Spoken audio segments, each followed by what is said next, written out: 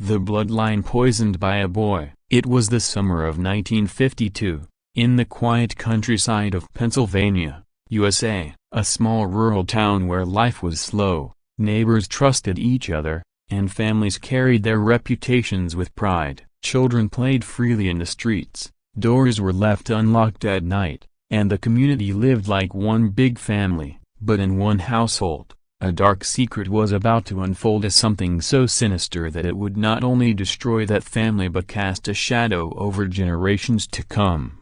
From innocence to darkness, at the center of this story was a 13-year-old boy. To everyone else, he seemed like any other child, quiet, shy, and harmless. But inside, his mind was clouded with anger and loneliness. His parents were strict, discipline in the house was harsh, and he often felt ignored and unloved. He spent long hours sitting alone in barns, in the fields, or in his room, staring at old books and bottles lying around. Over time, resentment began to grow inside him. He started to wonder, what if I had the power to change everything? What if I could make them suffer the way I do? And then came the day when temptation whispered in his ear, the discovery. One afternoon, while wandering through the storage shed, he came across a bottle of farm chemicals. Back in those days, farmers often stored strong pesticides and poisons for crops. The boy held the bottle in his hand,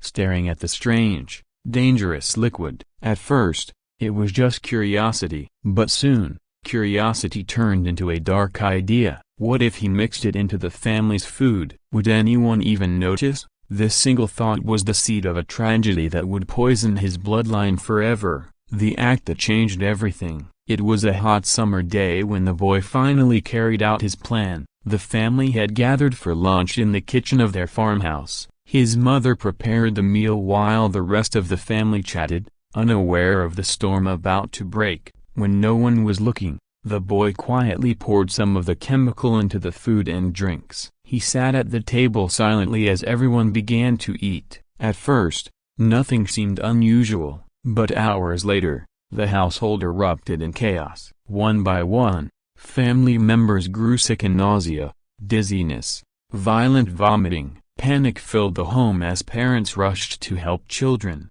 and relatives tried to make sense of the sudden illness. They were rushed to the local hospital, but doctors struggled to understand what had happened. How could an entire family fall ill at once? The shattered family. Some family members survived, but their health was never the same. Others did not make it. The once happy household was torn apart. Suspicion spread through the town. Rumors began. Was it bad food? Was it an accident? Or was it something darker? Eventually, whispers pointed toward the boy. Authorities investigated, and though the details were never fully proven in court, the shadow of guilt followed him for the rest of his life.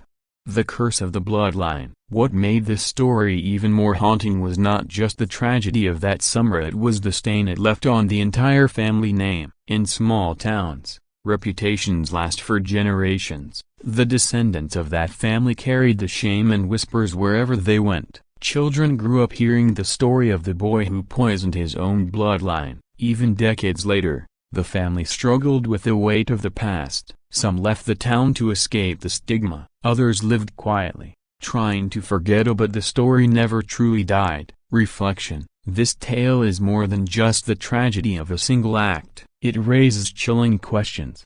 How far can a moment of darkness reach? Can the mistakes of one child truly curse an entire family? And most haunting of all, are some secrets simply too heavy for time to erase? Closing. In the summer of 1952, a boy made a choice that would forever stain his bloodline. His story reminds us that sometimes the darkest shadows don't come from stranger,